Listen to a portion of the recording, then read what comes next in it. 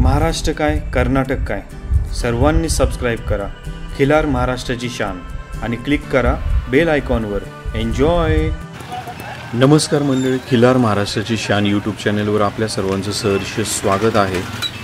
चडचणची यात्रा नुकतीच काही दिवसांपूर्वी पार पडली आणि चडचण यात्रेमधलं आपण बरंचसं चित्रीकरण त्या दिवशी पूर्ण केलं.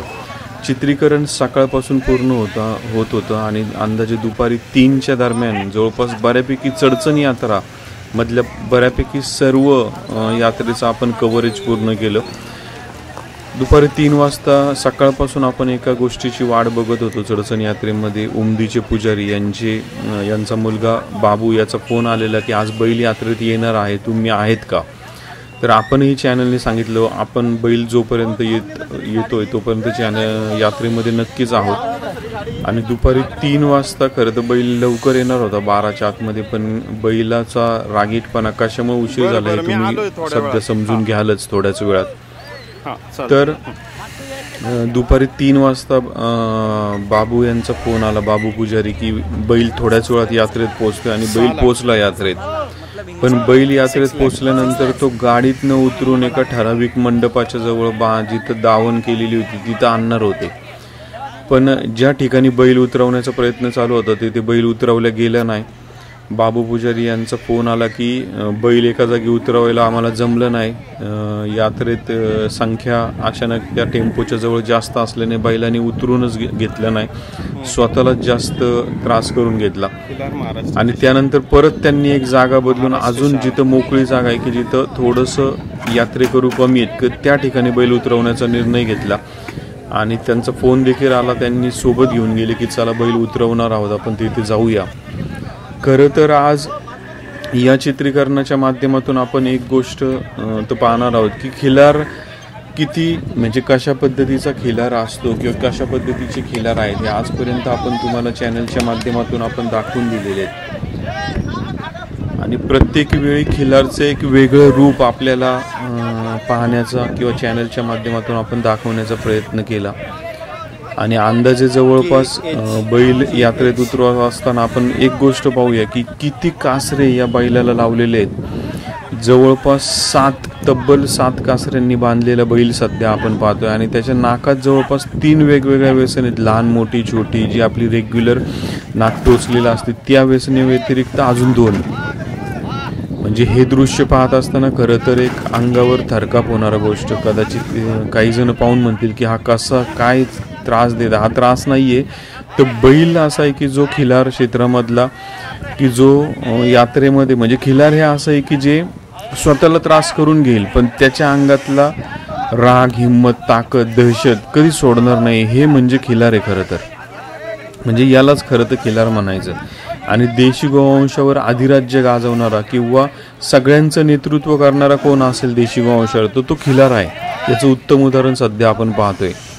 पुणे जिल्ह्यामध्ये ज्या प्रकारची बैलगाडा शर्यत होते त्या बैलगाडा शर्यतीला ज्या प्रकारची वासरं लागतात ती उत्तम वासरं या बैलाची आपल्याला नक्कीच याच्या अगोदर देखील आपण यांची मुलाखत 2 वर्षापूर्वी चॅनलच्या माध्यमातून घेतली की जी तुम्ही पाहिली नसेल तर या व्हिडिओच्या शेवटी डिस्क्रिप्शनमध्ये तुम्हाला पाहायला मिळेल.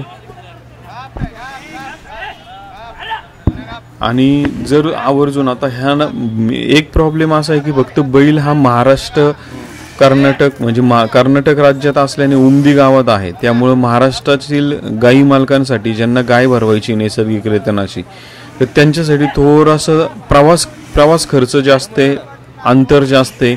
पण जर अशा बैलाची कालवड किंवा खोंड जर आपल्याकडे जन्माला आल्या आणि त्या माध्यमातून आपण म्हणजे कालवड जर जन्माला आली तर त्या माध्यमातून होणारी पैदास ही जबरदस्तच राहणार कायम. त्यात कुठलं म्हणजे आता जे आपण चित्रीकरण पाहतोय तर या माध्यमातून या सर्व गोष्टी आपल्या लक्षात तरी येतीलच.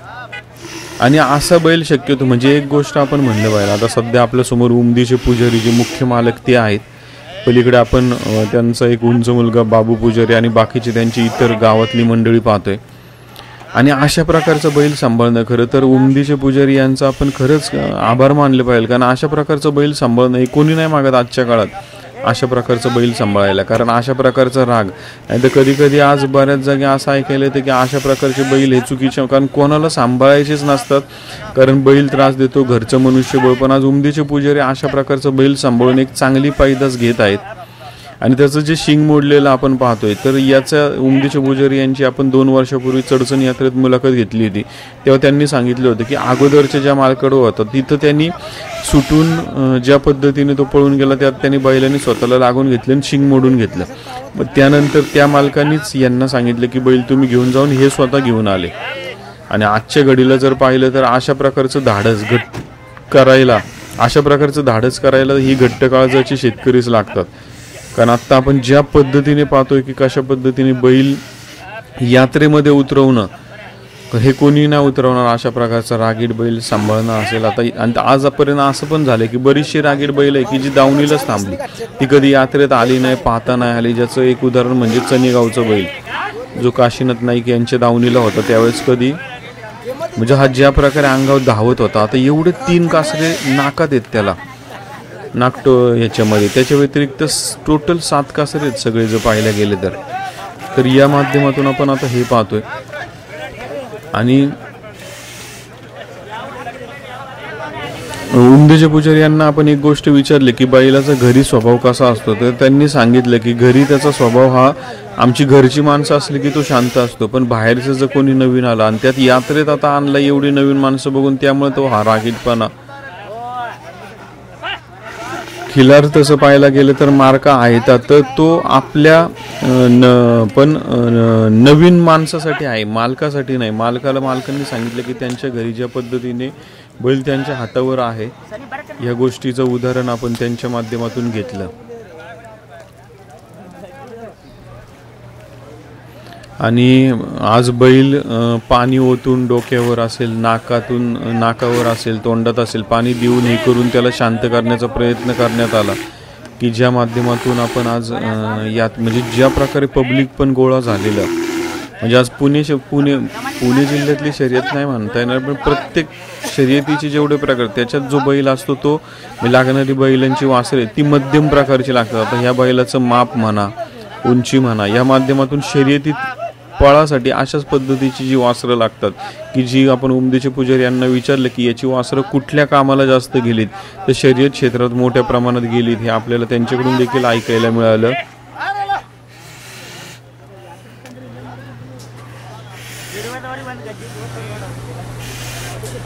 आणि चडचण यात्रेमध्ये त्या दिवशी एक प्रमुख आकर्षण हे बैल होता की जो त्या दिवशी यात्रेच्या मुख्य दिवशी उशिरा आला.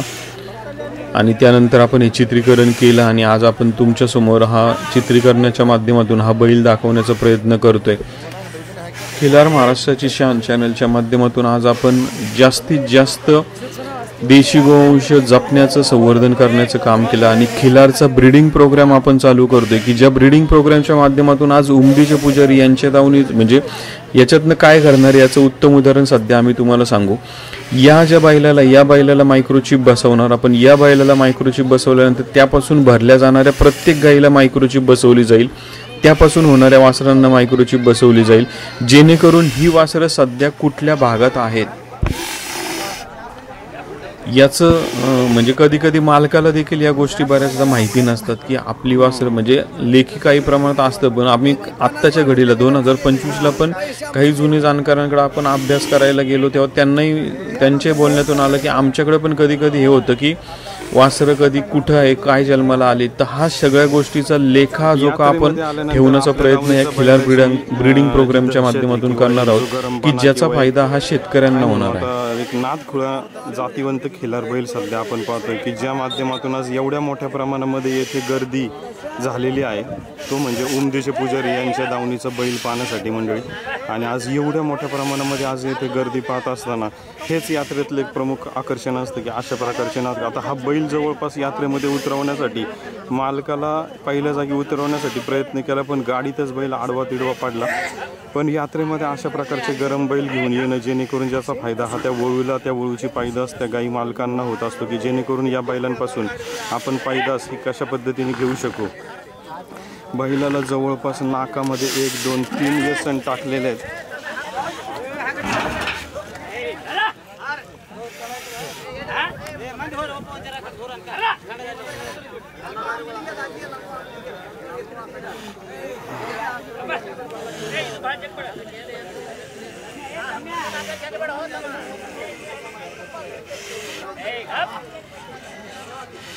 आणि ज्या बैलाला शांत करण्यासाठी गरम पाण्याच्या नाही तर गार पाण्याच्या बाटल्या त्याच्या गरम डोक्यावरती टाकून एक शांत करावं लागते.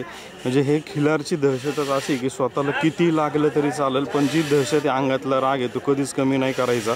1 2 3 यसनी नाकामध्ये जवळपास बांधलेले असताना पण अशा पद्धतीमुळे शांत न होणं म्हणजे कशा पद्धतीचं खिलार आहे हे आपण ओळखू शकता. आणि गाडीत न उतरताना कशा पद्धतीने बैल उतरला असेल, गाडीत असताना पण तो किती धिंगाणा घालत होता.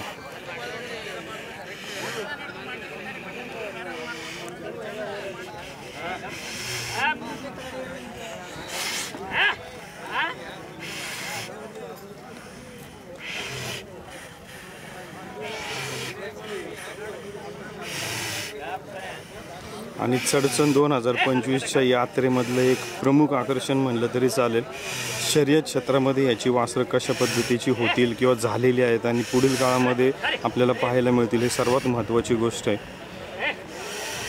आपण मालकांची मुलाखत चडचणच्या मागील 1 2 ते 3 वर्षाच्या पूर्वीच्या यात्रेमध्ये घेतलेली होती की ज्या माध्यमातून बैलाचं शिंग असेल हे मालक ज्यांच्याकडून बैल घेण्यात आला तेव्हा त्याच बैलाचा जो गरमपणा आहे त्याच्यामुळे बैलांनी स्वतःला लागून घेतलं होतं, शिंग मोडून घेतलं होतं. आणि त्यानंतर यांनी हा तो बैल त्यांच्या दावणीला आणलेला होता मंडळी.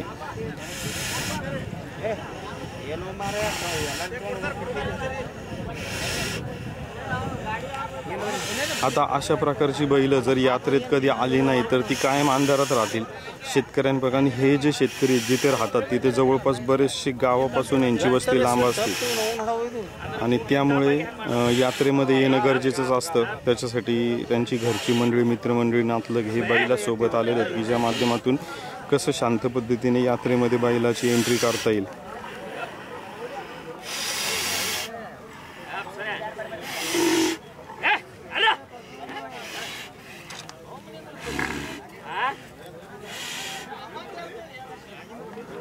आणि सध्या आपण पाहतोय उमदीचे पुजारी यांच्या दावणीचा कोसा खिलार वळू की ज्याची वासरं शर्यत क्षेत्रासाठी सध्या आपल्याला सर्वात जास्त प्रसिद्ध पाहायला मिळत आहेत.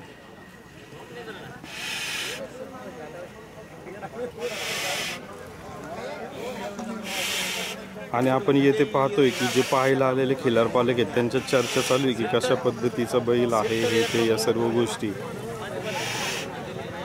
त्याचबरोबर प्रत्येक जणाला उत्सुकता आहे की मोबाईलला फोटो काढणं, व्हिडिओ काढणं, चित्रीकरण करणं.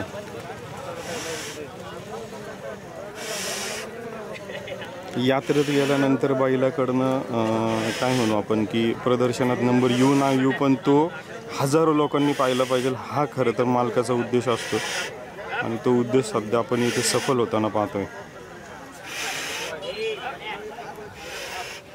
पुणे जिल्ह्यामध्ये जी बैलगाडा शर्यत चालते त्याच्यासाठी लागणाऱ्या ज्या कालवड किंवा खोंड असतील तर त्यांची गरज किंवा त्या जी गरज आहे आपली ज्या प्रकारची वासरं लागतात तर त्याच्यासाठी हा बैल खूप परफेक्ट आहे.